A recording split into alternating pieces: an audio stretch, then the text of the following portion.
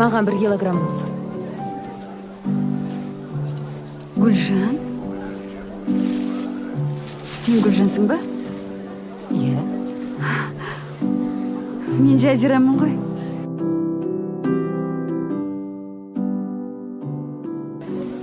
Мәссаған. Қалай өзгеріп кеткенсің сен? Енді адам болғасың өзгереміз ғой. Танымай қалдың ба не? Қайдан білейін? Мен танитын Жазира прокурордың әйелі емес пе еді? Сені базарда көрем деп ойлаппын ба? Өзің шалқып жүруші едің ғой. Айтпа.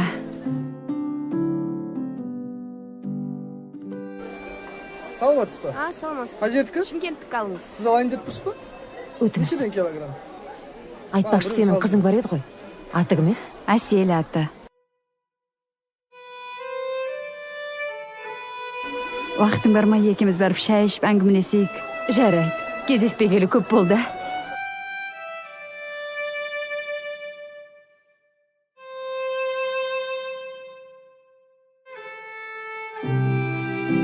Шабдалын алайын. Ақшаның керегі жоқ. Үй, неге? Алғандарын дайындап қоясыңдар ғой. Жақсы.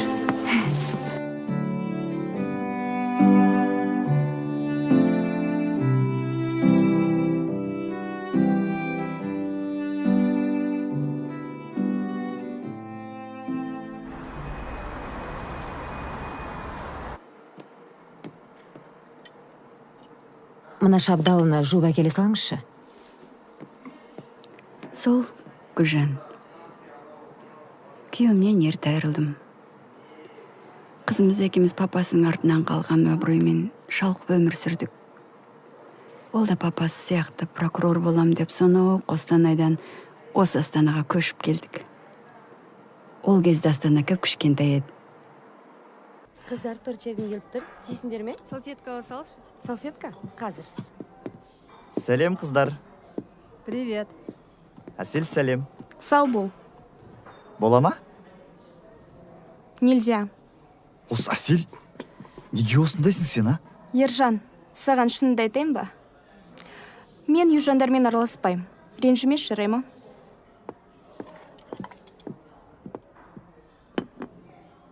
Әселя, неге өйтесің? Жап-жақсы жігіт қой.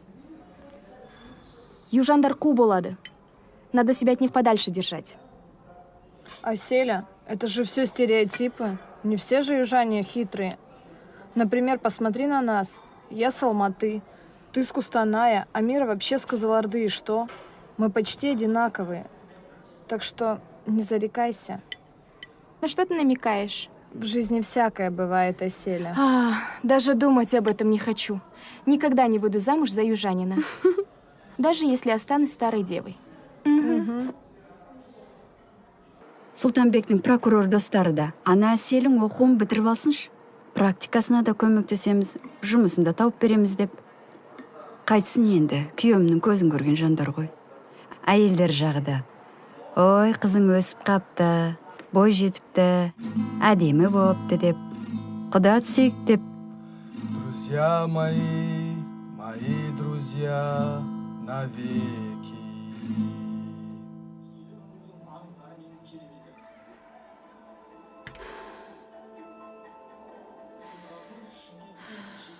Қуаныш? Қуаныш! Балам, қайда жүрсің? Отыр. Үйге қонақтар кеп жатыр. Әне Әселя келді. Бой жетіп қапты өзі. Мына отырған Жазира тәтең болашақ енең болуы мүмкін. Ойбай, асықпа. Асыққан сайтанның ісі деген. Жарайды. Қыз бергеннің назы бар деуші еді. Туф, асықпа десем, әлі саған бергем жоқ қой қызымды. Қуаныш, помнишь, вы с Аселей в Кустанай в садик вместе ходили, игрались вместе, а, Аселя? Ой, қайсы бір есте дейсің? Жұмыс қайда істеп жатырсың? Эй, менің балам пожарный ғой? Иә? Так что сенің будущий зятең анау мынау емес. Тапқаным жалғыз қыз. Қайсысыңа бұйырады, алыңдар. Бұл қыз қайда барады дейсің? Осы северда қалады да. Мам, это я. Смотри. Алтыным менің, қане. Сонымен қызым оқуын бітіріп, иығымнан бір жүк түскендей болды. Қызыл диплом. Папасы сияқты прокурор болады өзі. Да, мам, обязательно. Сеня моя. Наконец-то арманың орындалды, алтыным. Давай руки мыть. Мам, ты что, баурсаки приготовила? Баурсаки. Болды, шеш андақ Мә, өздерің құйып шеберіңдер, мен қазір бірдеме қуырып жіберейін. Айтпақшы ана қызың не болды? Жұмыс тапты ма? Жоқ, әлі болмай жатыр. Ей, Сұлтанбектің достары көмектесеміз деп еді ғой. Олар не дейді? Қант бар ма?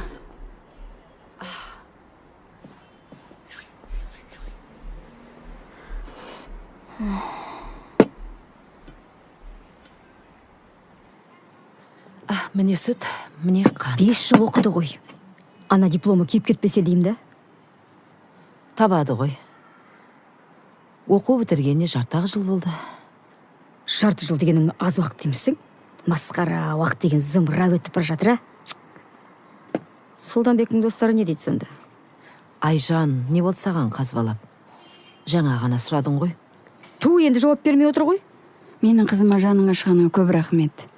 Қалай жұмысқа орналасады, сразу саған айтам. Жарай ма? Қыздар, шай ішіңдер. Е, Кәне.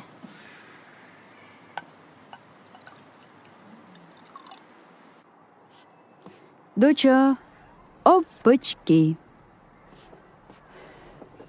Бұл не?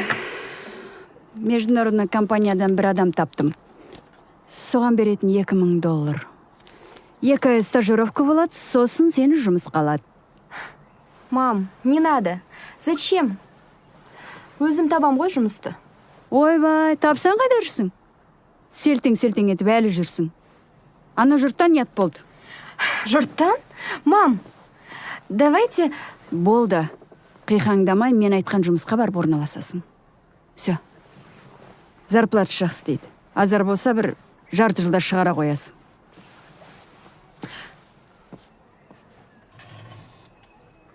Мам, не переживайте. Жұмыс табылады. Мынаны өзіңізге алыңыз, керек болады. Не болды саған? А? Әшейінде прокурор болам. Сотқа барып жұмыс істеймін деп қақылдаушы едің, енді не бақылды болып қалдың? Просто... Зачем нам взятку давать? Я не согласна с этим. Мам, я как-нибудь сама устроюсь. Балдай. Мозги мне не пудри. Мен айтқан компанияға барып юрист боласың. Все.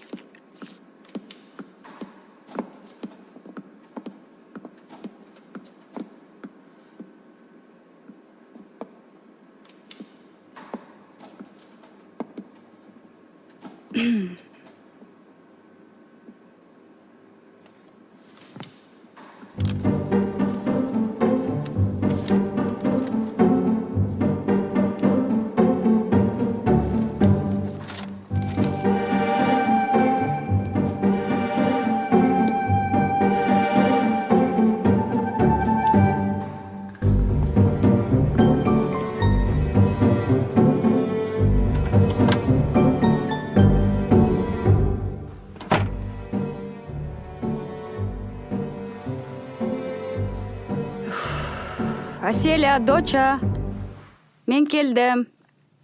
Ты дома? Доча.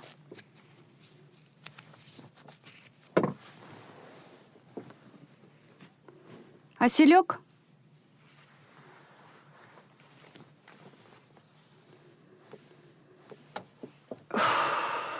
Ой.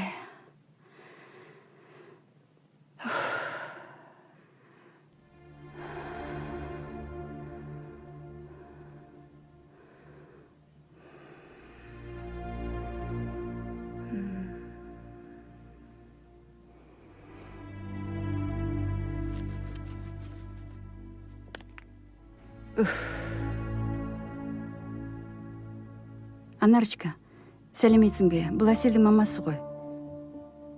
Рахмет. Әселді көрмедің бе? Алло, Ғабит, сәлеметсің бе? Әселді көрмедің бе?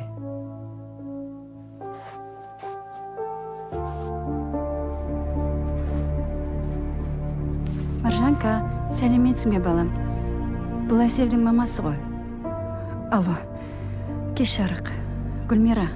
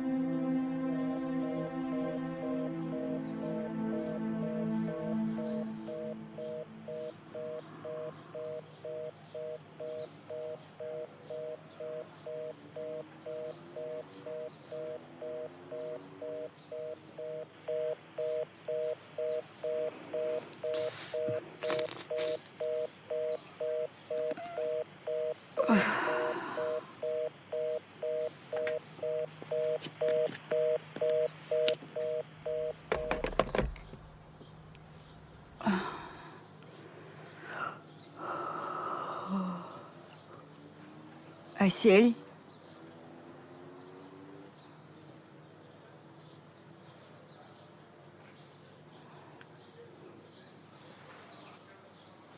Әсел.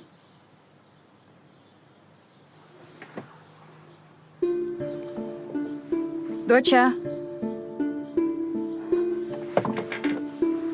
Әселя.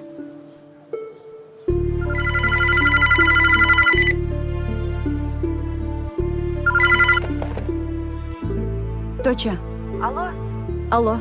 Жазира апай ма екен? Я мен. Сіз үйде боласыз ба қазір? Ешқайда кетіп қалмайсыз ба? Үйде болам. Қазір келем. Кім бұл? Алло.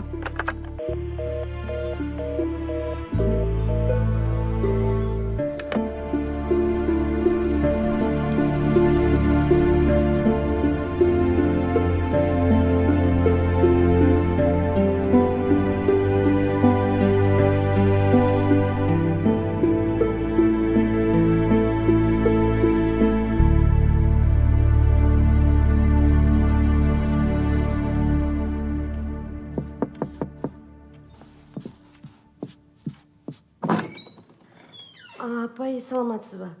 Мұнан сізге Әсел беріп жіберіп еді. Өзі қайда? Оқысаңыз түнесіз.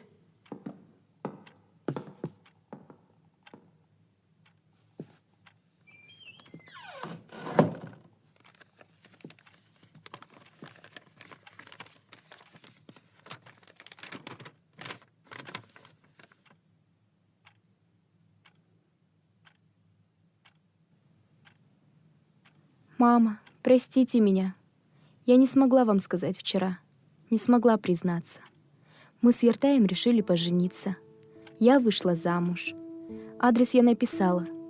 Только не волнуйтесь сильно, мама. Я сама пошла за Ертаем. Когда вы прочтете это письмо, мы будем уже в Чимкенте.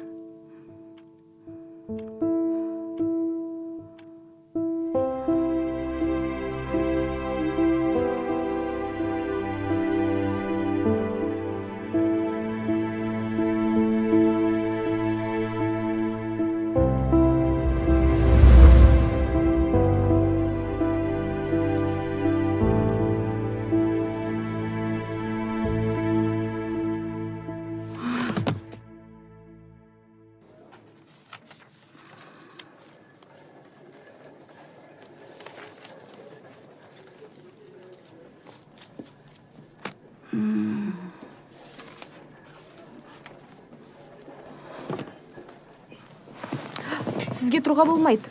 Жатыңыз, давлениеңіз көтеріліп кетеді. Маған түсіп кетсін. Шеш мынаны. Шеш дедім ғой. Болмайды дем, капает же. Қазір мен саған Шымкентті көрсетем. Тәте, жатыңыз. Болмайды, капает. Не істеп жатырсыз, тәте? Тәте, тоқтаңыз. Тоқтаңыз деймін.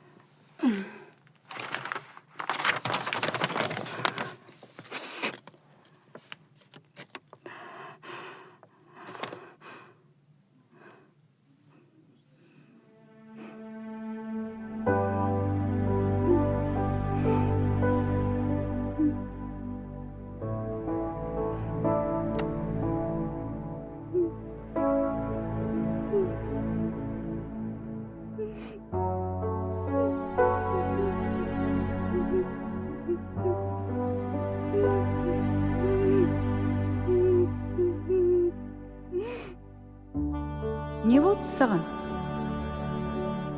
А? Әшейінде прокурор болам. Сотқа барып жұмыс істеймін деп қақылдаушы едің, енді не бақылды оқып қалдың?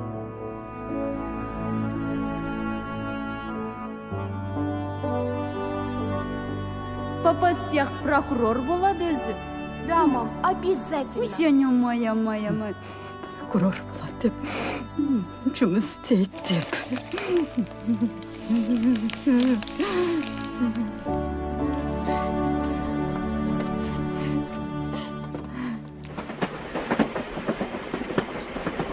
$5.80 алсай, братан.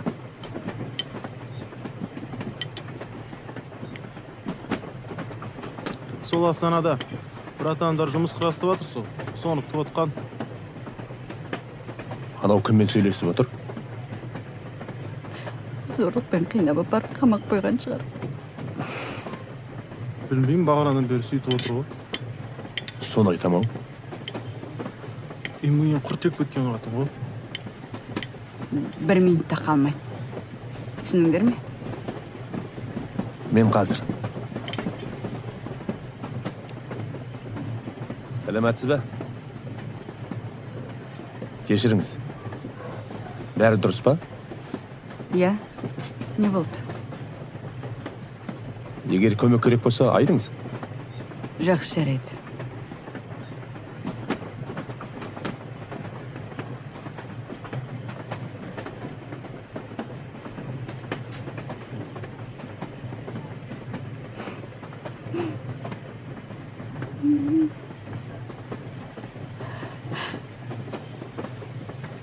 Айттым ғой, қамақ қойған олар.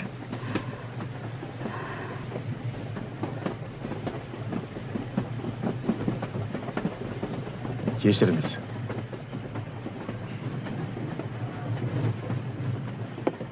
Жо, братуға.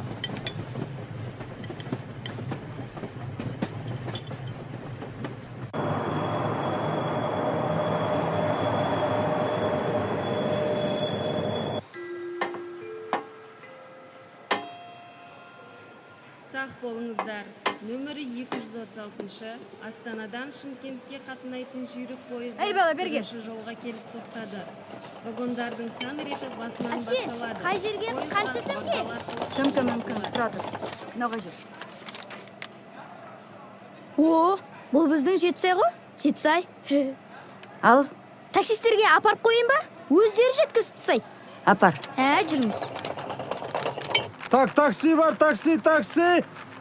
Қазығыр Сарыағаш Абай Жетісай. Такси Қазығырда Абай Жетісай Сарыағаш. Жүреміз. Бека, қалайсың? Қалай, Жакок? Жетісайға бір клиентті келдім. Тұра тұр, ақылдамай. Қайдағы клиент? Мынаған қалай барады? Қай жер мынау? Мына Мақталы деп жазыпты ғой. Біздің ауыл ғой. Жүріңіз, апарып тастаймын. Тіпті жақсы. Қанша? 1500 ақ теңге. Не деген қымбат үй? Самолет пе не? Менің сарайғырым самолет емес, ракета. Көзді ашып жұмғанша зу барамыз келеміз, Құдай қаласа. Қой айналайын. Сонау Астанадан 3000 теңгеге келгем. Не ғой, әпше? Менің ақшамды бере салыңызшы. Қандай ақша? Мен сізге таксист топ бердім ғой. пәлесін қарай көр өзінің. Немене сен әкелмесең, таппай қалады ғой деп пе едің? Жакок, сен пара бер. Кейін өзім жолғам саған, мақма? Хоп. Кеттік, отырыңыз, әпше, жүріңіз. Қымбат. Басқа такси іздеймін.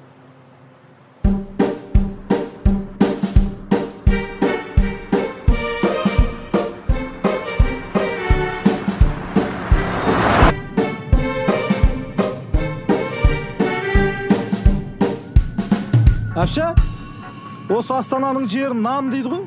Батпағы адамды жұтып алады екен, сол рас па? Немене дейді? Астананың жерін айтам. Нам дейді. Батпағы адамды жұтып алады екен, сол рас па? Қойшар. А? Қойшы едейм. Қай-қайдағын естіп аласыңдар досы бір. Құдай сақтасын. Пәле шақырмай отыршар. Құдай қаласа, мықты үйлер түседі дейді Астанаға. Батпағы не болады екен оның?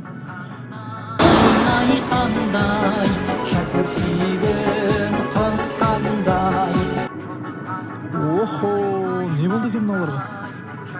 Тоқтайық.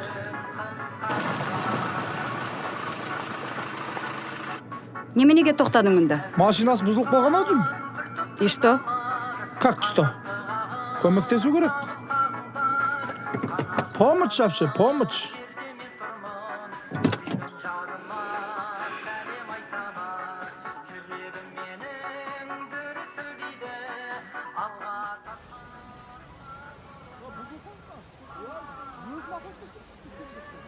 Ne oldu? Yok, cinsen var. Çünkü de var. Апше, өтініш, алдыма отырасыз ба? Мына жастардың машинесі бұзылып жолда қалып кетті. Солар жолдан тастап кетейік. Өтініш.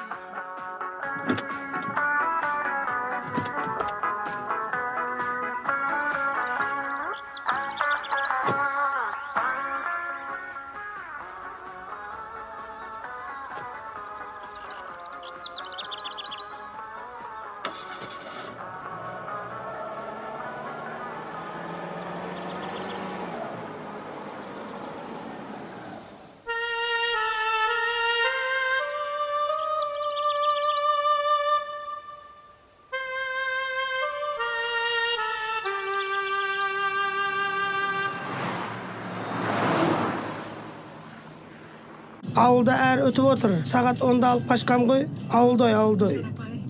Үйленгері жатырмын. Мың келіндеріңіз. Ап қаштым ғой. Сөзің бәрі бір тілеген сенің бар ғой. Ақ қаштым ғой. Ауылда әр өтіп отыр. Не айтып отыр ма? Алып қаштым ғой дейді нағызда. Ауылда той, кісілер күтіп жатыр дейді. Ақ қаштым ғой. Немене? Сен не? Мына қызда алып қашып бара жатырсың ба? Не опты? Тоқтат. Не болды апше? Түсір мыналарды машинеден. Неге? Әй, сен білесің бе? Мынау ана қызды алып қашып бара жатқанын? Қой. Сені мынау алып қашып бара ма? Брат, қалай қарай бұрыламыз? Лай не былай, ой. Лай не лай.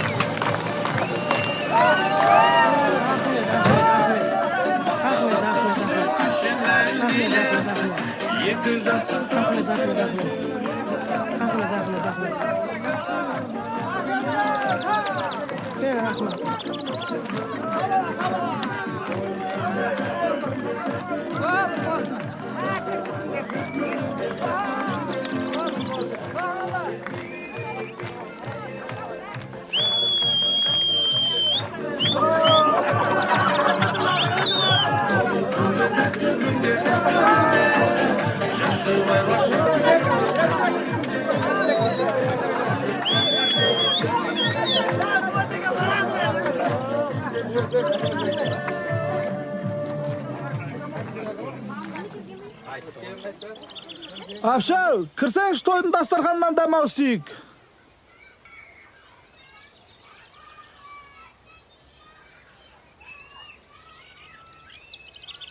Мен мынау қонақтарымның алдында сөз сөйлесем деп отырмын. Айналайын сонау Астанадан, Ақмоладан келген екенсің. Қуаныштымыз. Құтты қонағымыз екенсің. Иә, шырағым. Келініміздің аты да келіскен екен. Қыз жібек.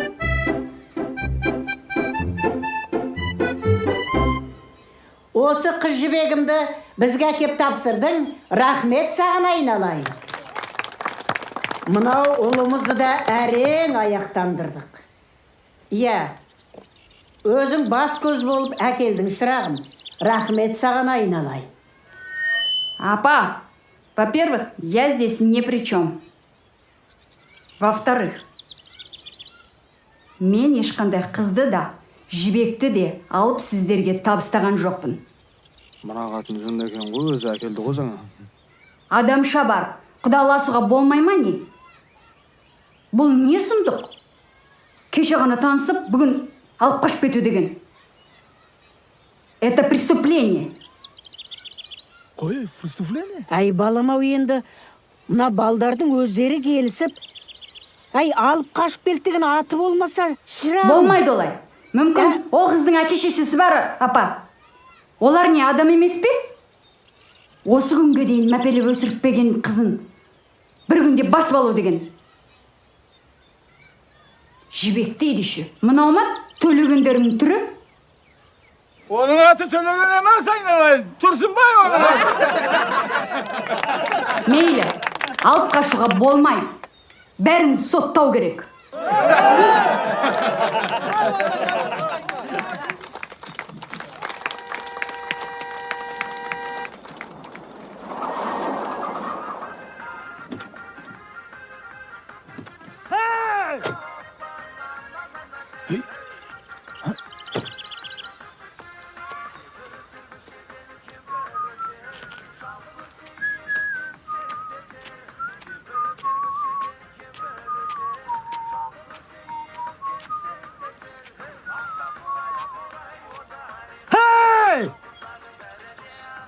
Мен қарындасымды алып кеткен қайсыларың?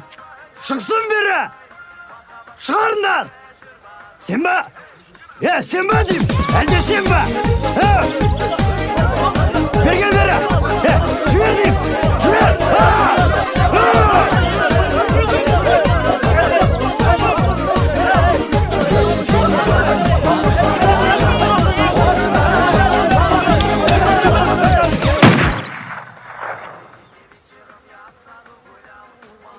Стоять! Никому не двигаться. Адам ұрлығы бойынша ұсталдыңыздар. Ұрланған қыз қайда? Қыз қайда? Бер шықсын.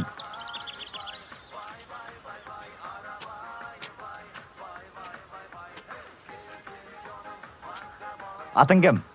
Қыздыбек. Кім? Қыздыбек. Төлеген қайда? Ұрлаған жігіт қайда? Мен Ұрсынбай. Өлген емес.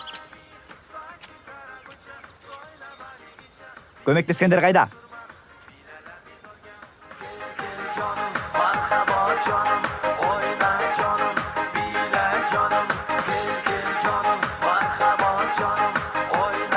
Осылар ма сен алып қашқан?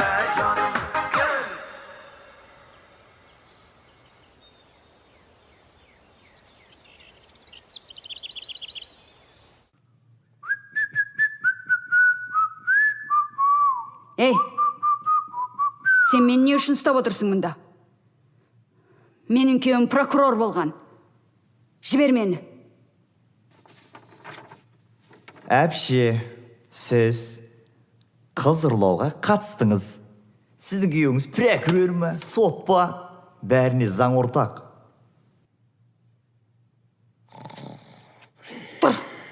Тұр. Мынаған айт, түсіндір. Мен келе жатқан таксиге жолдан міндім де. Түсіндір. Иә, мен таксиге.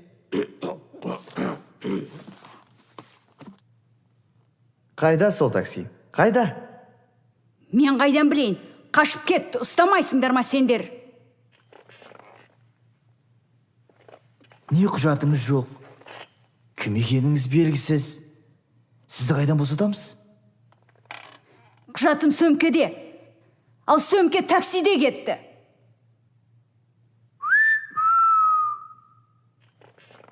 Я, айта бер.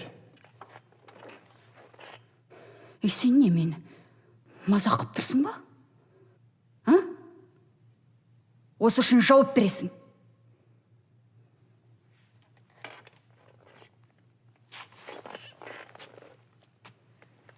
Әпше,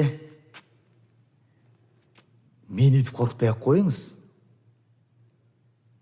Түнімен осы жерде түнеп шығасыз. Ал ертең басқаша сайрайтын боласыз.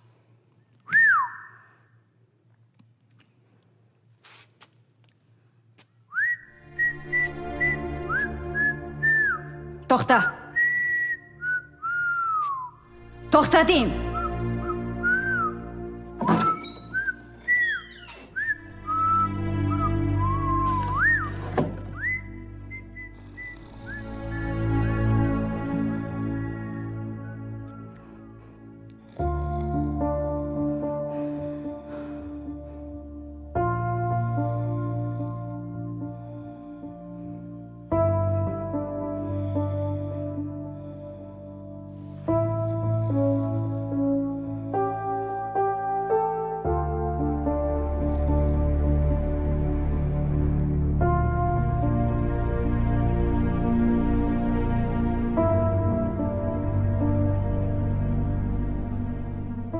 Тапқаным жалғыз қыз. Қайсысыңа бұйырады, алыңдар.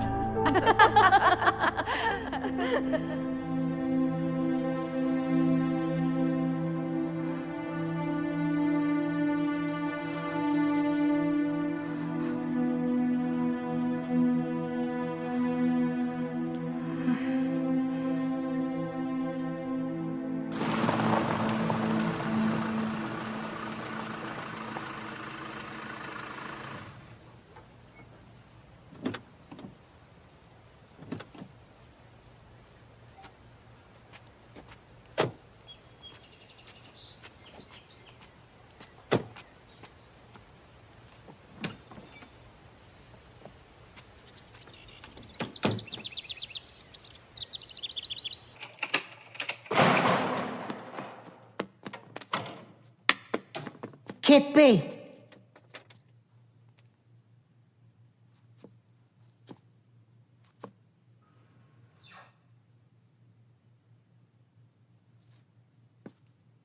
Сіз кешіріңіз бізді. Сәл қателік кетті бізден.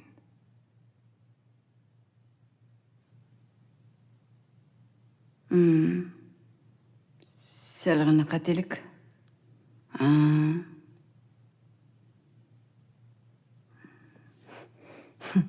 Сәл қателік. Көмек керек болса біз дайынбыз. Айып етпеші айналайын. Кеше не болғанын да білмей қалдық. Өзі ала топаң басталды да кетті. Сені ұмытып та кетіппіз. Иә, жүре ғой, қонағым боласың, ас ішіп дегендей. Рахмет.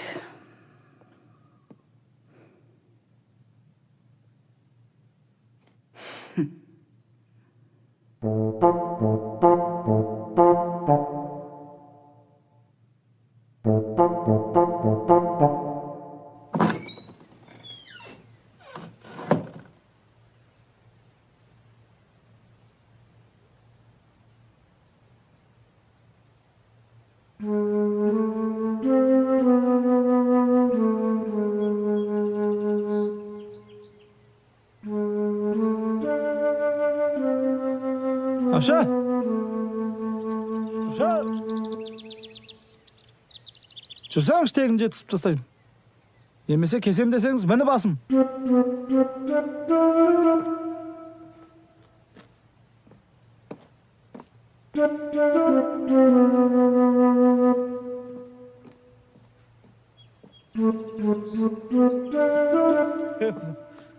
Жүріңіз кеттік. Жүрсеңіз.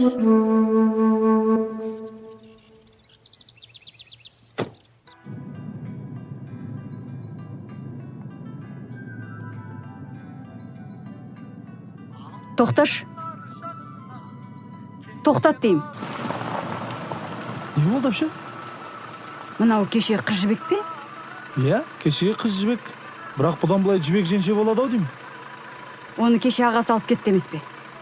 Жоқ, алып кетіп қайтеді оны. Онда немене қып соншама шу көтерді ол? Мен түрмеге қондырып десеңші, я?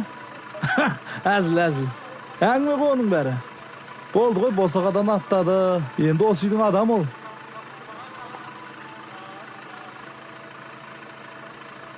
Кеттік жүріңіз. Енді мына жастардың жайын көрдіңіз ғой, әпше. Тең-теңмен деген осы. Басқа қалай үйлендіреді енді айтыңызшы. Бірақ мен өз басым қыз алып қашуға қарсымын. Müldür şanlarına şazidar şamalınha Kalgarım tel atılmay karağınha Kasına baralım Sezimde şanarmanım İriksiz kalkam sağam emarnadım Müldür şanlarına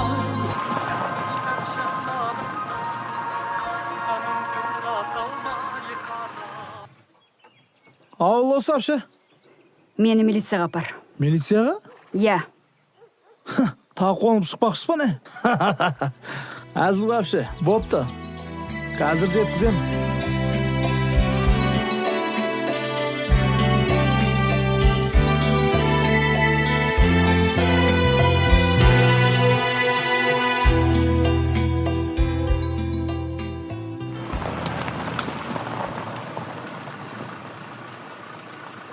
Апше, осы біздің ауылға не үшін келгеніңізді сол күйі айтпадыңыз ғой маған?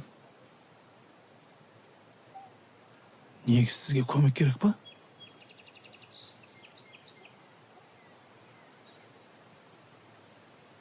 Келдік мәдениет үйіне. Маған мәдениет үй емес, милиция керек. Дұрыс қой, енді біздің милицияхана мәдениет үйінің ішінде ғой. Милицияларымыздың бәрі мәдениетті. Апше, қайтатын болсаңызшы, хабарласыңыз. Ауылда бека таксист кім десеңіз, любой таниды. Өзім апарып тастаймын.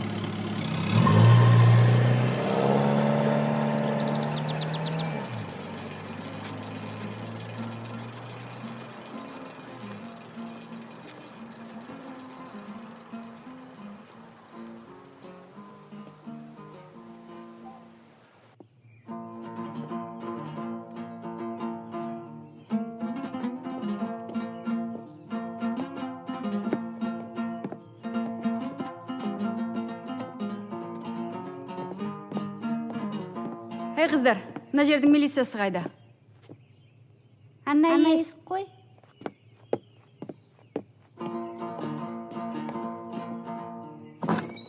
Сенің домбыраң құлағы дұрыс емес.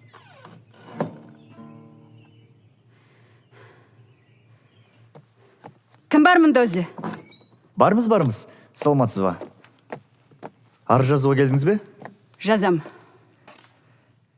Арыз.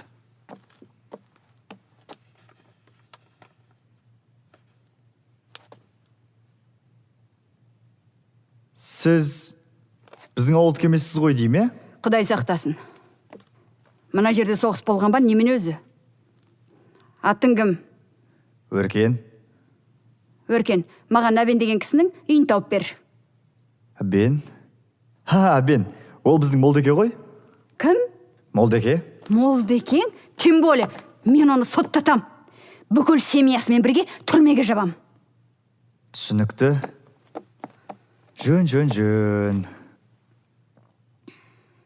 Сотта көрек олардың бәрін. Қара мұны. Соттаймыз. Әкеш жоқ екен деп, Қазір. басын айын деген екен бұлар. Соттаймыз бәрін. Молда, ол менің қызымды дуалап ұстап Алло. отыр. Білем. Мен ғой Өркен.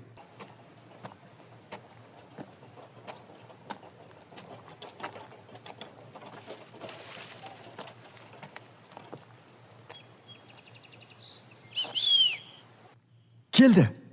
Кім? Көлік келді. жүріңіз. Молдекеңе барамыз. Сізді мінгізіп жіберем Молдекеңе.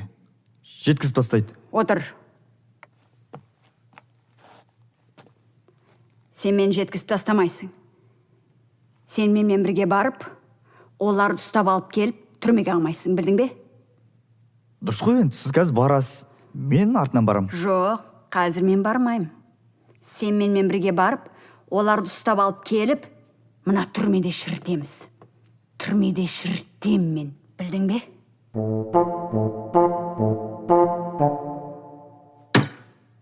Шірітеміз.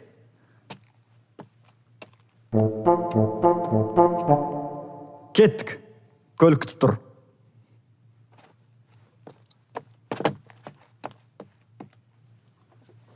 О, Пітән. Мұна әпшемізді Молдекеңіне апарып тастау керек. Астанадан келді.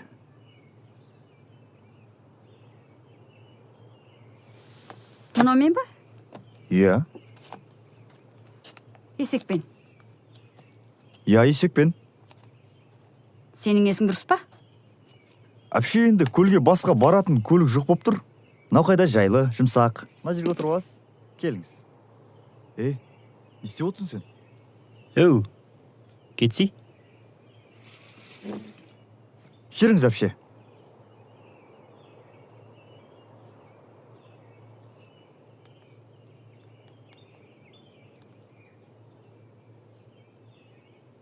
Мен қазір арттарыңыздан барам.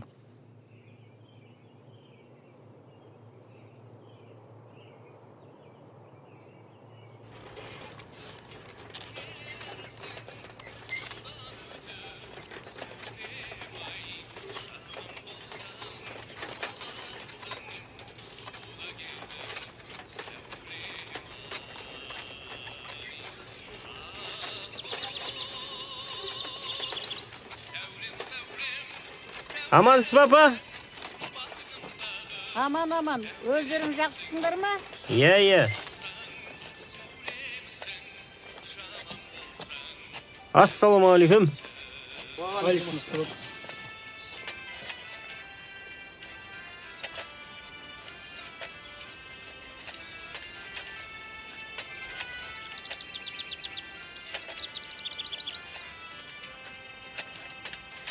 Арбадан түспейсің бе, қарағым? Күнге қақталдың ғой. Баққожа? Әй, Баққожа! Ауе. Айран әкелі ғой.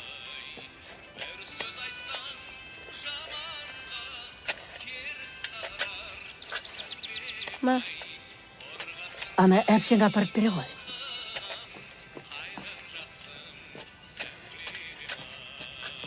Мінекеңіз.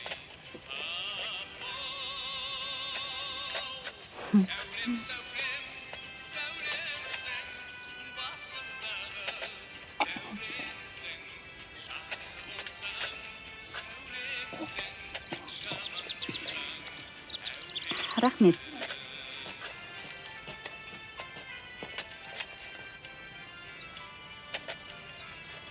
Үйге апарып қой.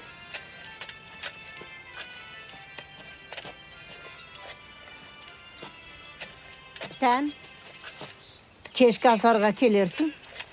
Иә, келем апа.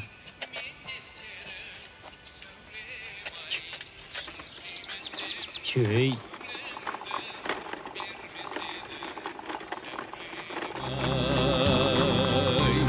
Томағасын алдырған лашындаймын сәулем-ай, сен болмасаң бұл жерге келмес едім сәулем-ай.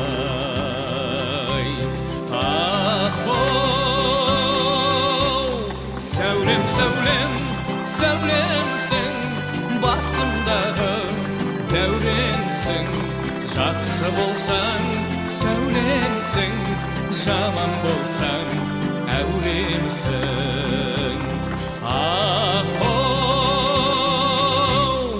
Сәулем, сәулем, сәулемсің, басымдағы дәуренсің. Жақсы болсаң сәулемсің, жаман болсаң әуремсің.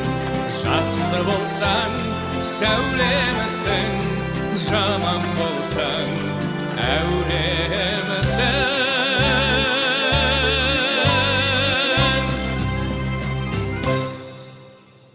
Анау тұрған үй. Ол жерге көлік бармайды. Жаяу.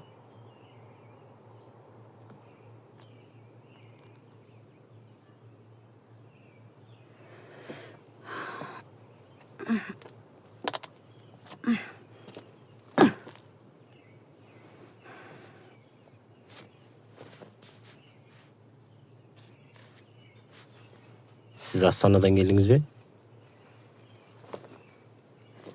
Әне, аспаннан түсті ғой деп бедің?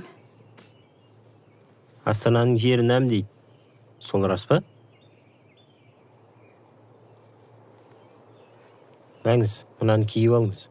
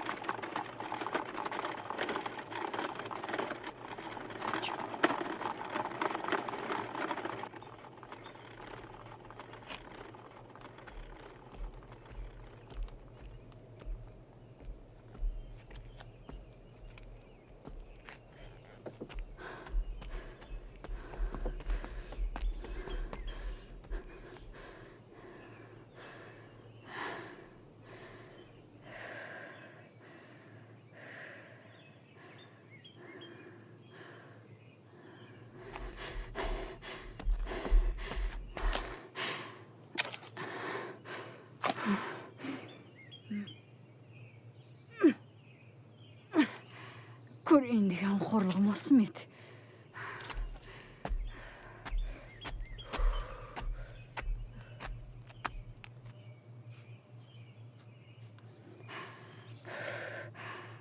Сәлеметсіз бе? Бісміллә. Жерден шықтың бей? Әбің үйесі ма? Я, осы апарайын ба? Апар.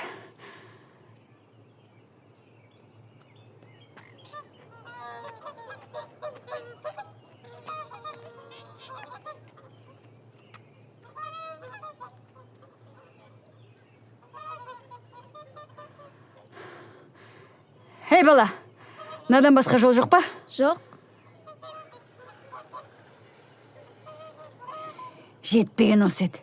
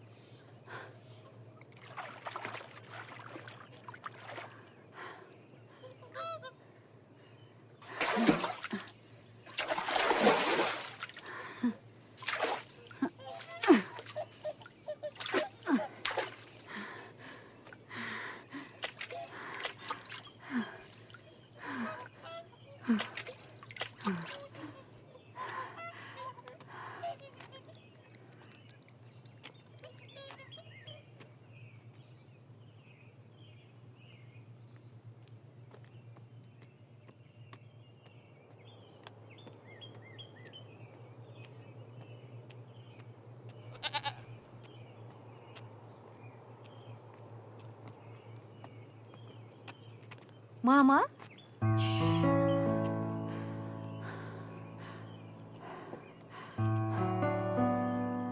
Саусың ба? Жаным, саусың ба сен? Сен олар сабады ма? Ұрды ма? Ha?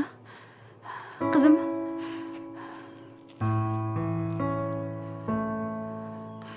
Мына хат саған. Зорлап жаздырды ғой. Мам, Жоқ, сен олар қинап әкелді ғой. Солай ма? Алдап алып келді ғой, иә?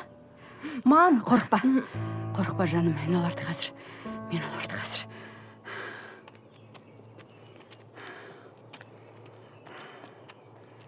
Әй, шық бері. Шық дейм. болды енді, тыныш, ят болады. Не ят? Қайдағы ят? Мен сендерді түрмеде шіртем, білдіңдер ме? Шыға бері. Мен мұнда өз еркіммен келдім. Енді айғайламаңыз. Немене дейсің?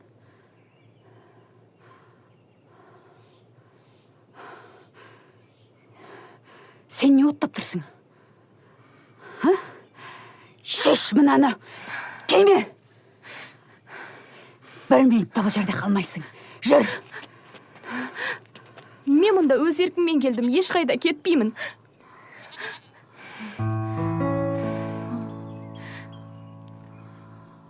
Мама, қазір су әкелем. Немене деді? Өз еркіңмен дейсің бе?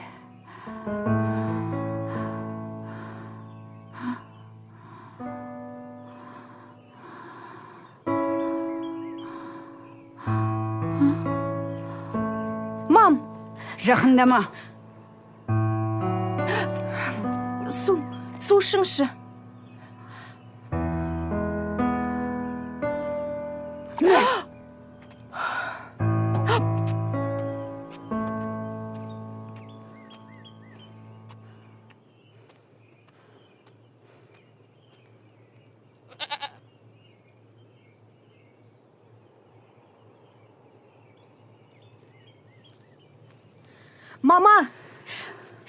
Мама, тоқтаңызшы. Мама. Сен мені алдадың, Әсел. Мен сені осылай істейді деп ойлаған жоқпын. Мама, алдаған жоқпын ғой. Айтуға қорықтым. Жүріңізші, дұрыстап сөйлесейікші. Менімен бірге кетесің бе? Жүріңізші, сөйлесейікші. Менімен бірге кетесің бе деймін. Көрмейсіз бе енді? Менімен бірге кетесің бе жоқ па?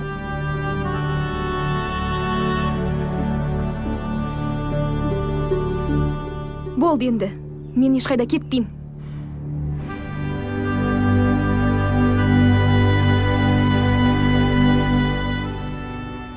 Әсел, мен $2000 беріп, саған жұмыс тауып қойдым. Айлығы да жақсы. Ерес боласың. Қызым, жүрегі кеттік.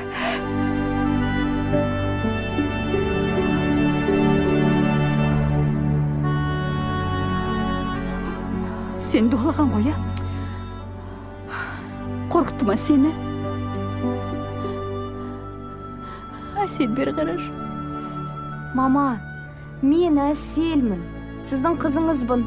Денім сау. Өз еркіммен тұрмысқа шықтым. Қазір шай қоям. Шөліңізді басып сөйлесейікші.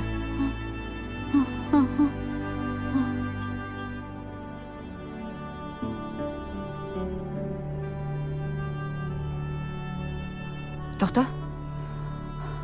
Бұл үйде сенен басқа тірі адам бар ма өзі? Бар ғой, мам.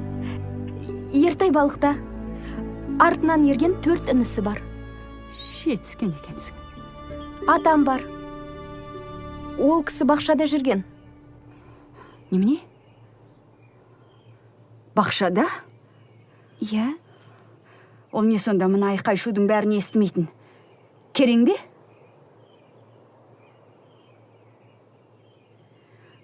Жоқ әлде, есегі судан өтіп алғаннан кейін басынайын деген түрі ме?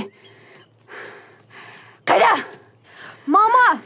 Ол кісі өте сыйлы адам.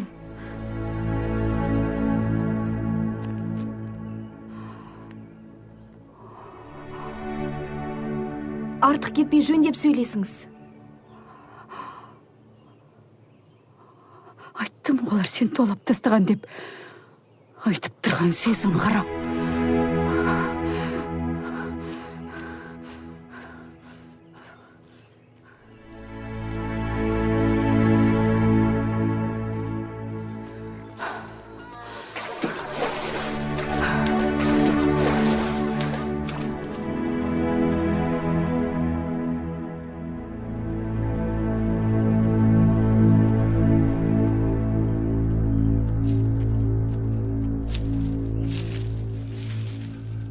Ассалаумағалейкум. Ал, бұл не тұрыс? Жай бір ақат.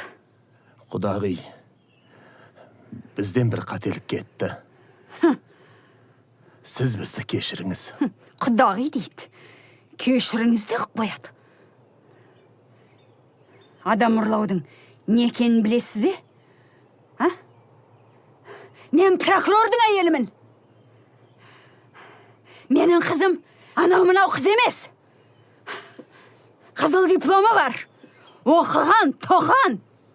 Ал сіздер оны дуалап, басын айналдырып алып келгенсіздер мұнда. Мен соттыдам. Алып қашудың не екенін сендерге көрсетейін мен. Менің қызым 1 минутта бұл жерде тұрмайды. Алып кетем. Все, айттым бітті. Қыз менікі, ол менің қызым. Қара бұларды көрсетейін мен сендерге. Қазір қыз ұрлағанның не екенін.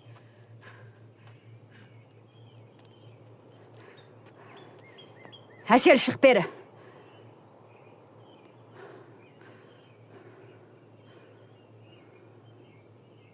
Неменмен бірге кетесің? Немен өмір бой көрмейсің? Саған шеше керек емес екен. Мен де сені қызым деп санамаймын. Ал құдағи, қош келдіңіз.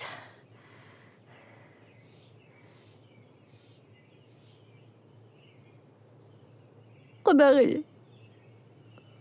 мынаған айттыңыз, менімен бірге кетсін деп. Сіз де қыз асырап отырған шығарсыз. Мынаның езі ауыз қапты. Менімен бірге кетсінші. Мама, қойыңызшы. Жазира, айналайын. Не дейін саған?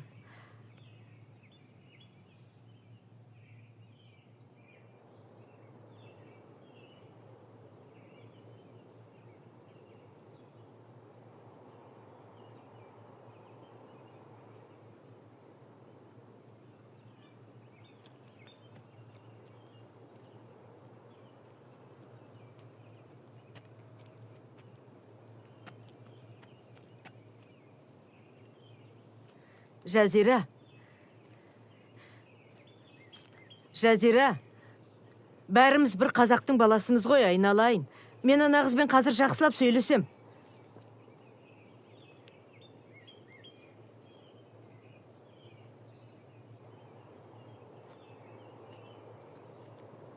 Менің қызымды дуалаған ғой, Иә, дуалаған.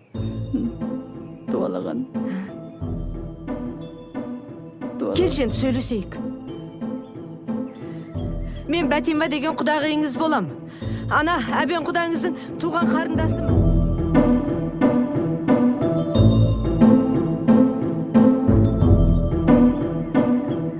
Ой, тұрмай. Қазір, құдағи. Қазір мен бәрін айтып алайыншы. Қазір. Әбен осы ауылдағы ең беделді адамдардың бірі. Бала тұрақтамады. Кеште болса да әйтеуір ертайдан соң Алла берекесін берді ғой. Оны өзіңіз араласа келе түсіне жатарсыз. Өте жақсы жермен құдаласып жатырсыз. Әбен 6 жылдан бері жалғыз. Ана, Айдардан соң жеңгеміз қайтыс болған. Жақсы адам еді. Алланың жазуына амалғанша. 5 ұл мен 1 шалдың жағдайы содан кейін қиындап кеткен. Ошақтың ұйтқысы әйел адам ғой, өзіңіз білесіз. Әселжан үйге келгенде, үйге бір нұр кіргендей болып еді. Сол нұрымызды, шырағымызды сөндіре көрмеңіз.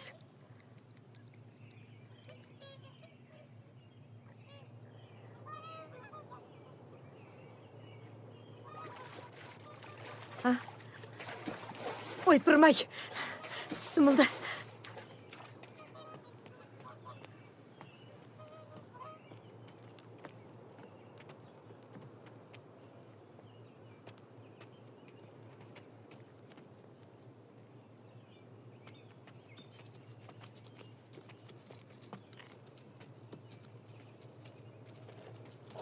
жайлы. Жүр.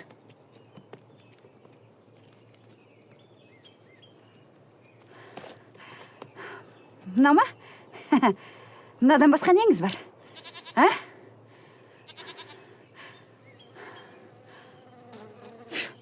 Әңгіме былай болсын. Қалың малды $1000 бәкелесіз. 10 алтын, 10 жағалы киім әкіресіз. Ал тойды Астанада 150 адамға істейсіз. Жоқ, 300 адамға істейсіз. Қыз алып қашқан екенсіз. Көрейін сіздің шамаңызды. Құдағи, сіздің айтқаныңыздың бәрі дұрыс. Сіз анасыз. Екі дүниеде ананың орны қашанда жоғары ғой. Қазақтың салтымен, жөн жосығымен жасалу керек еді. Бірақ жағдай осылай болып қалды. Енді сіз айтқан пұл қазір бізде болмай тұр.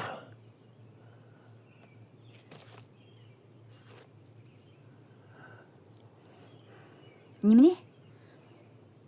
Бірақ бізде жерге қарап отырған жандар емеспіз, қарағым.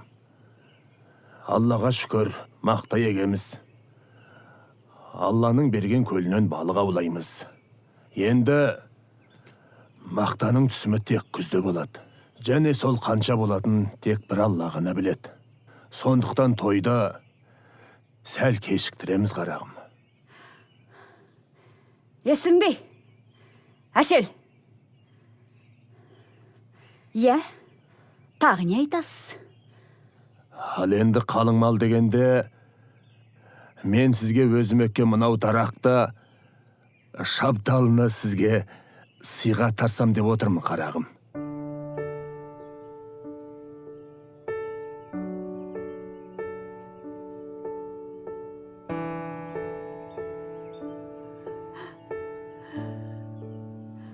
Құдайым-ай, не деген адамдар мыналар, а? Ағыр сыйлаған нес? Ағыр сыйлаған несей? Оны мен не істеймін, отқа жағам ба? Мыналар мазақ етті ғой мен әбден. Мазақ етті ғой мыналар мені. Қаңғыған сорлы неме. Неменен кеше түсіп келдің бұл еке, а? Қаласың ба? Қал. Әлеттей болып келесің. Ағаш жейтін боласың. Мам, болды, енді успокойтесь, наконец. Не дедің? Жазира, айналайын, жүрші, мына жерге отыра қойшы кішкене. Не дедің дейм? Келе ғой, кел. Кел, отыра. Ойбай, пысымылда. Мама! Не болды? Не болды саған? Тез су әкеле ғой. Жазира, айналып кетейін, не болды саған? Жазира!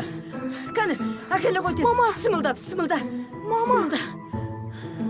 Мама! Не болды саған, Жазира?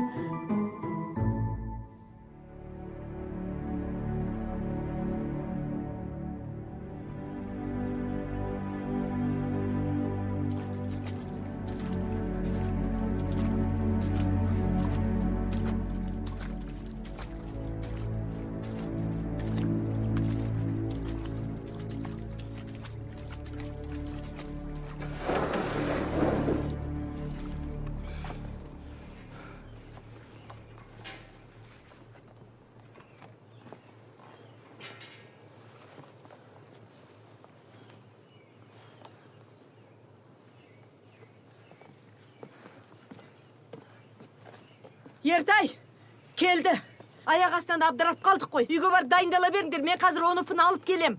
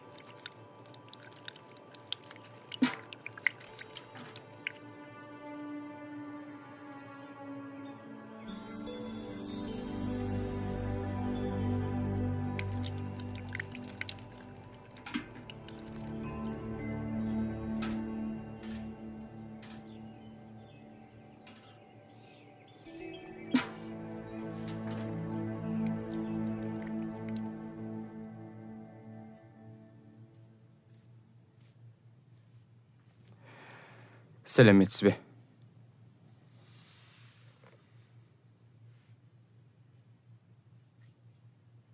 Біздің қателігімізді кешіріңіз.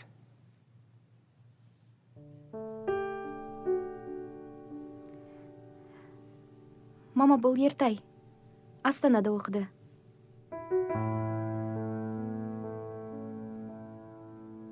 Бұйыртса күзде ауылдағы мектепке мұғалім болып кіреді.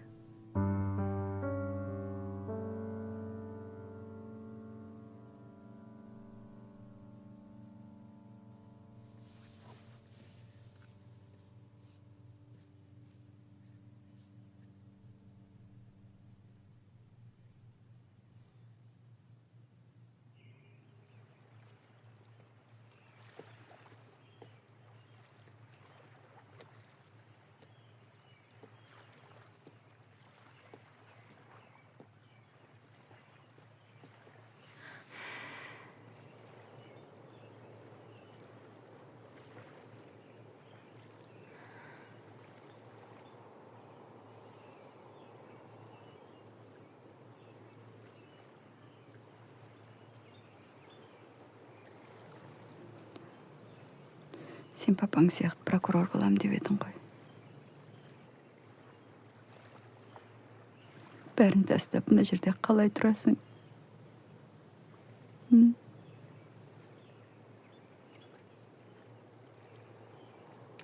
Мам, Ертай жақсы адам.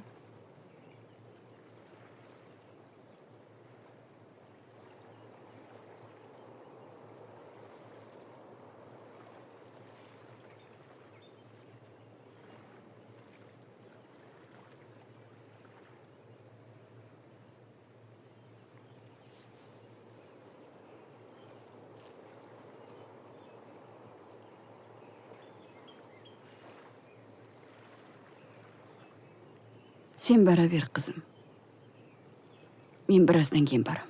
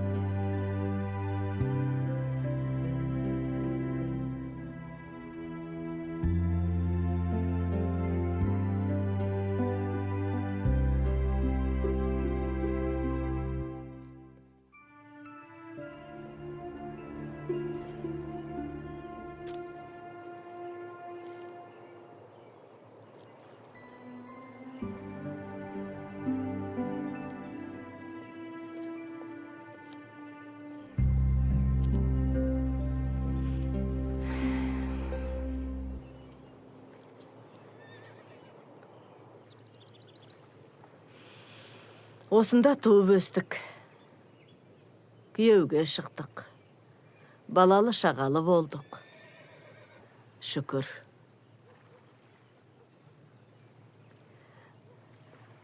Құдағи, әлі-ақ жақсы боп кетеміз. Әселжанға біз қызымыздай қараймыз.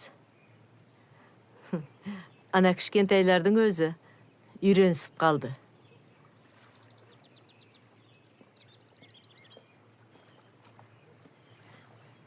Өй, Айдаржан, не жарығым? Әпше, мынау сізге. Мәссаған, сен көрімдіктеріңді ешкімге бермеуші едің ғой. Жақында сүндетке отырғызған біз Айдарды. Ешкімге татырмаушы еді, сізге бәрін әкеп беріпті ғой. Алыңыз, құдағи, алыңыз. Әпше, жеңшемді алып кетпейсіз бе? Ой, жарығым. Әкетпейді, жарығым, әкетпейді. Жеңшемді алып кетпеңізші. Әйтпесе мен жазылмайым.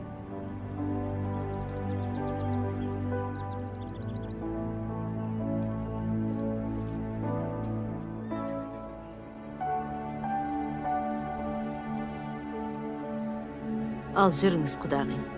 Үйге барайық, жүріңіз. Жүріңіз.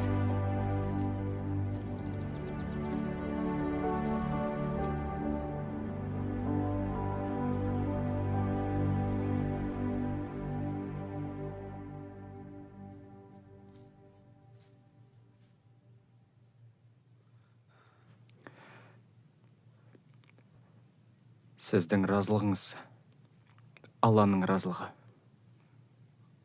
Бізді кешіріңіз. Разы болыңызшы бізге.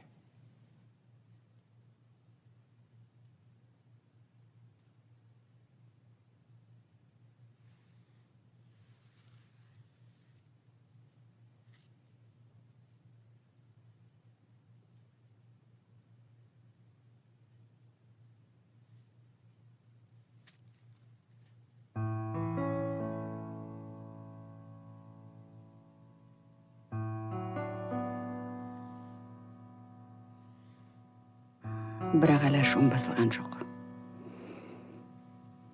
Барыңдар.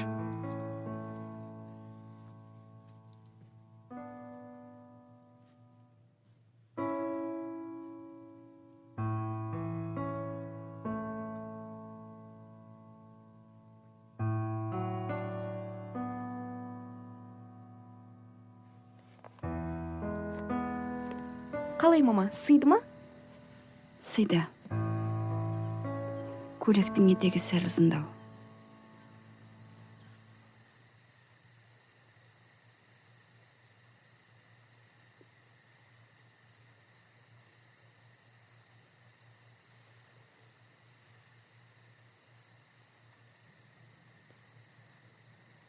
Ал, құдағи, мына құда балаларыңызбен таныс отырыңыз. Әке, сізге әулетіміз таныстырайын. Біздің әкеміз, сіздің құдаңыз. Әбен Әділхан тегі, және Бәтима әпшем әкемнің қарындасы. Інілерім Сартай, Жарынтай, Арман. Ал кенжетайымыз міне Айдар. Ал менің есімім Ертай Әбенұлы болады. Құдағи, балаларым ес білгелі, бұл үйде бұндай үлкен қуаныш жақсылық болған емес. Әсел балам келгелі, бұл үйге құт кірді. Осындай өнегелі қыз тәрбиелепсіз. Алла разы болсын сізге. Алланың берген осы бес ұлы. Сіздің алдыңызда қашанда қарыздар, құдағи. Рас айтасыз, аға. Ал, құдағи, дастарханға қараңыз. Кән, тамақ алыңдар. Кәне асқа қарайық. Ассаламу алейкум. Ой, кеш жарым. Алейкумассалам. Кеш жарым. Сәлеметсіздер ме? Келіңіздер, отырыңыздар. Келін құтты болсын. Рахмет, рахмет. Бақпасына отырыңыздар. Қалай жеттіңіз? Жақсы жеттіңіз ба? Рахмет, рахмет. Отыра ғой, Әселжан. Отырыңыздар.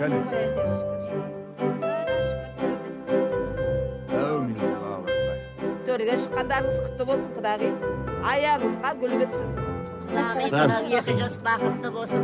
Шаңырақтағы биік босағасы берік болсын, дәулетті болсын. Іші толған қарадымырақ балдар болсын.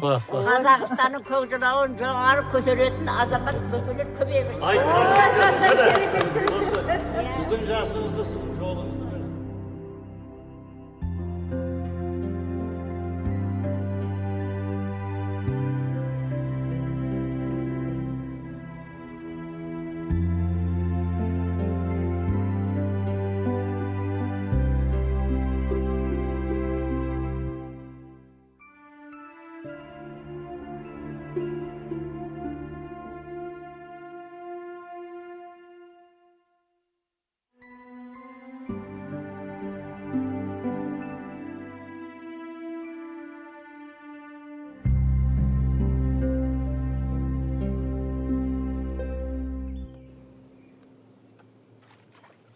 емес па? Жоқ.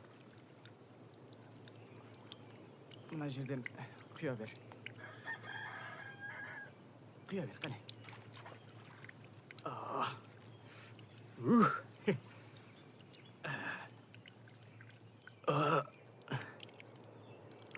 Жып-жылы.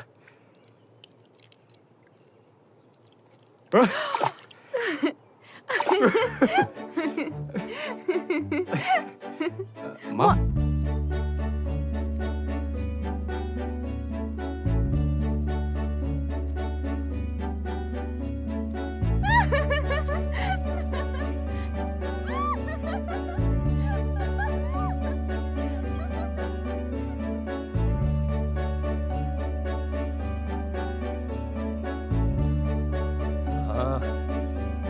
Амансыз ба құдағи? Қайырлы таң. Қалай, жақсы демалдыңыз ба? Рахмет, жақсы. Құдай қаласа, тойды да дүрілдетіп жақсылап атқарып аламыз. Барлық рәсімі болады, оған алаңдамаңыз құдағи. Мына екі жас бірін-бірі ұнатып, бақытты өмір сүріп кетсе болды. Кеше ашумен біраз нәрсе айттым. Кешірерсіздер. Жоқ құдағи. Айтқаныңыздың бәрі жөн.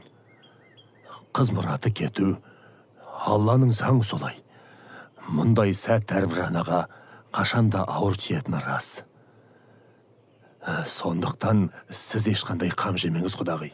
Сізге деген ілтипатымыз ешқашан таусылмайды. Ал кешегі өзіңізге айтқан мынау қалың малға таған шабдалына Алла нәсіп еткен күні өзіміз жеткізіп береміз.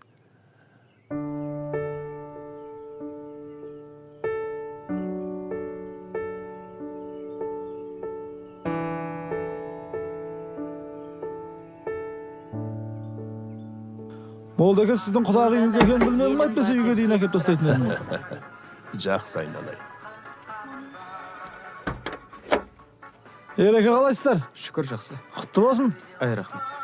Мақұл көке, жақсылықта, қуанышта, аманшылықта кездесейік. Жақсы айналайын.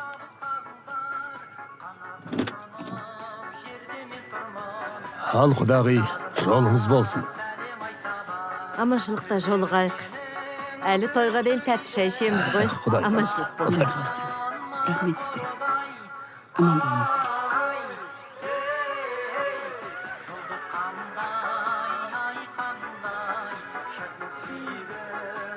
Аман есен жетіңіз. Жаңа түскен келіндер құсапсыз болып қапсыз құдағи. Алып қашамыз ба мына жастарды? Қорқпаңыз, клиенттер ғой.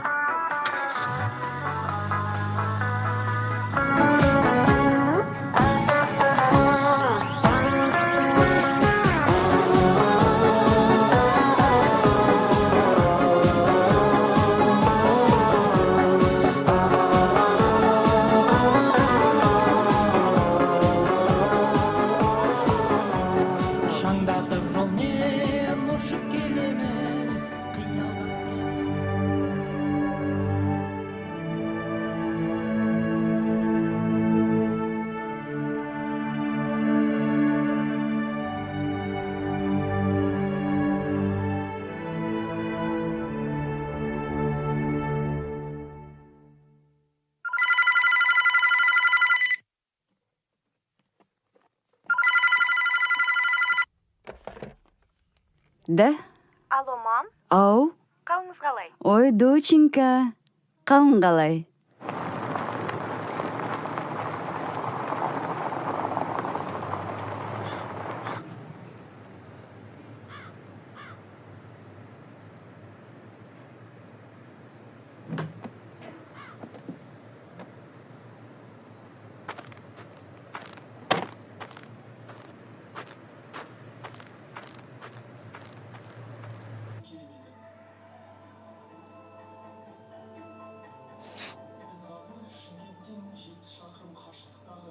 Сіз шынымен де әбен молданың құдағиысыз ба? Иә? Гаражыңыз қайсы? Әне. Өлі, тура тауып келіппіз ғой, Әбекең деген жақсы адам ғой. Сізге арнап анасының ақысы деп 5 сал жеміс ағашын атапты. Соның жемістерін алып келгенбіз. Шабдалы ғой. Түсе, отыра бересің бе? Түсіріп берейік. Персик қой, персик. Персик қой. Әпше ашсаңызшы мына жинап берейік. Әбекеңнің тапсырмасы жинап берінде деген бәрін. Бір қорабын алып қолай дәм татак деп едік. Әбекең болмайды. Аманатқа қиянат қылмаңдар деді. Сенің ойлағаның тамағайды. Құда қаласа келесі жылы бізге бір қорабын салып берем деді ғой тегін.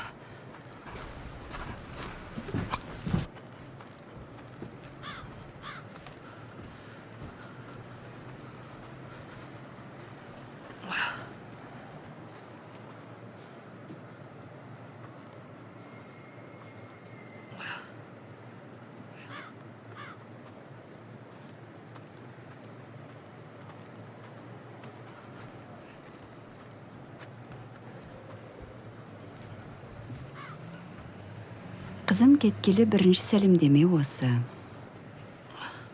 Осынша шабдалы не істеймін?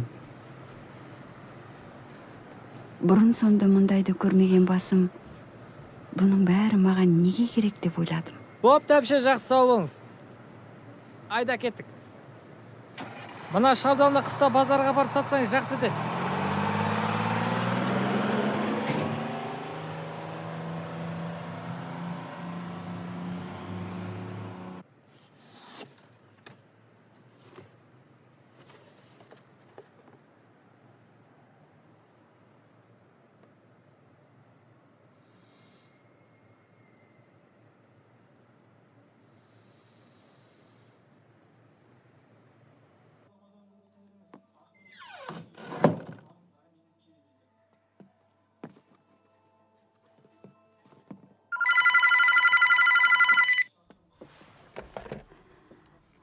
Да.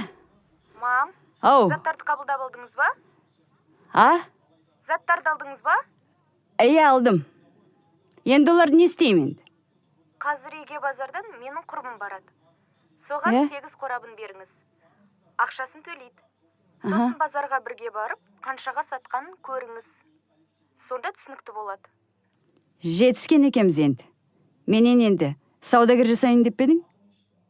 Әкең сол коммерсанттармен алысып өтті емес пе өмір бойы? Елдің бетіне не деп қараймын енді? Сен Шымкентке күйеуге тиді екен деп мен не? Базарға шығуым керек пе енді? Мам, дауысы естілмей жатыр. Алло.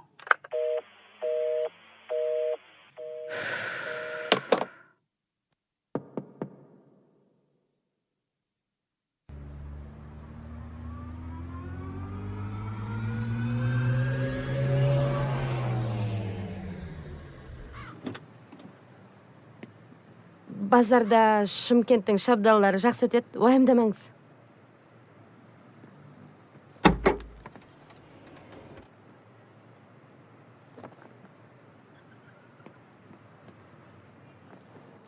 Міне, содан бері 10 жылдан асты. Бәрін тастап базарға шықтым. Құдам жыл сайын қорап-қорап шабдал жіберіп тұрады. Бұлар әлгі маған атаған ағаштың жемістері ғой. Қыста шабдалға сұраныс көп. Ақшаның дәмін бір татып алған соң, кезінде қалың малға тай емес, тал сыйлаған құдама алғысымды айтып қоям ылғи. Міне, сөйтіп мен нағыз саудагер болып алдым. Қыздың қалың малы өтелді ме сонымен? Қалың мал бер жағы Гүлжан. Жылына 4-5 миллион теңге мына шабдалыдан түседі. Біз қайдан білек, сөйтсек диқаншылықтың астарында даналық пен адал еңбек тұрады екен. Соған көзім жетті. Құдам жарықтық жақсы адам еді. Еңбек қор болды. Өзіне қатысы жоқ іске араласпайтын нағыз бейнеттің адамы ғой. О дүниелік болғанына да біраз болды. Құдағи, мен жаратқанның құзырына бетімді бұрдым ау дейм. Осы балалардың барлығы сізге аманат. Қалғанын Алла жеткереді.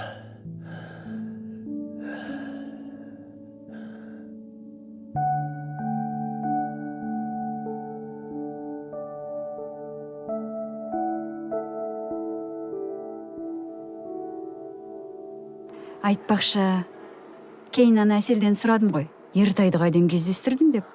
Сөйтсем, Өзің келістің емес пе? Немене екселіп отырсың? Мен ек сөйлеп отырған жоқпын. Мен ақшаны берем деп ешқандай келісім берген жоқпын. Кім? Бауырым, осы жерден тоқтатып жібер. Сен менің айтқанымды қашан орындап едің? Жүр енді! Иманова, 28, 300. Жақсы отырыңыз.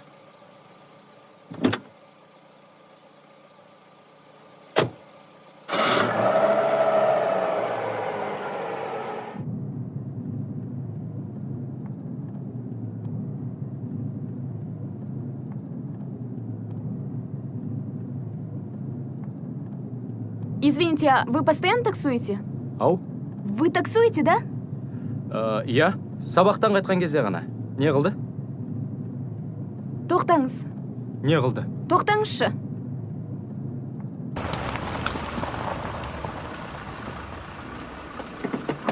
Это ваше? Не ол? Ақша.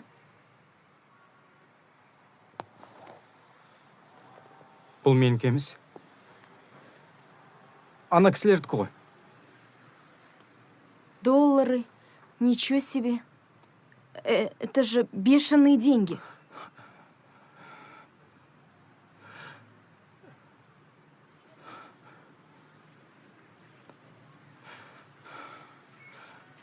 Есін табу керек. Есін? Вы серьезно хотите вернуть эти деньги? Енді ақша біздікі емес қой. Есін тауып апарып беру керек. Сіздің уақытыңыз бар ма? Жоқ. Ары кетсе 10 минут. Қапа болмаңыз, е?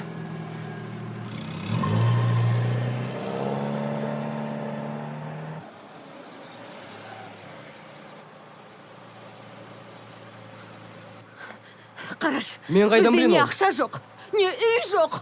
Ақымақ! Қарамайсың ба өзің?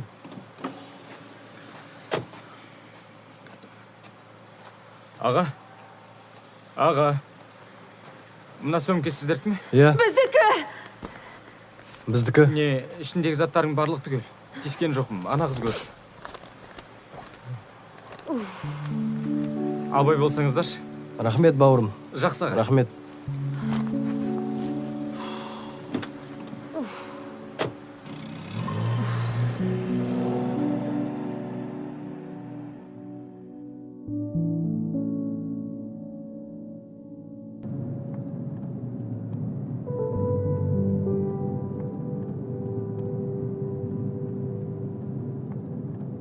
Сіз қай жақтансыз? Шымкенттен. Шымкент. Ал сіз? Қостанайдан.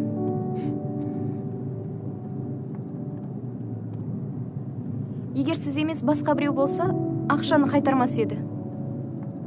Там же доллары. Жоға. Кім болса да қайтаратын еді. Қазақпыз ғой.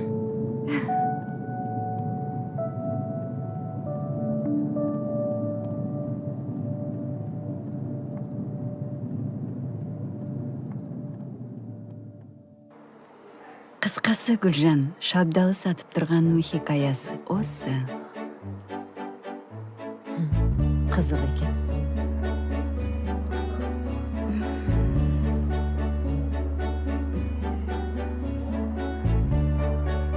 Мен кішкентай әйелмін.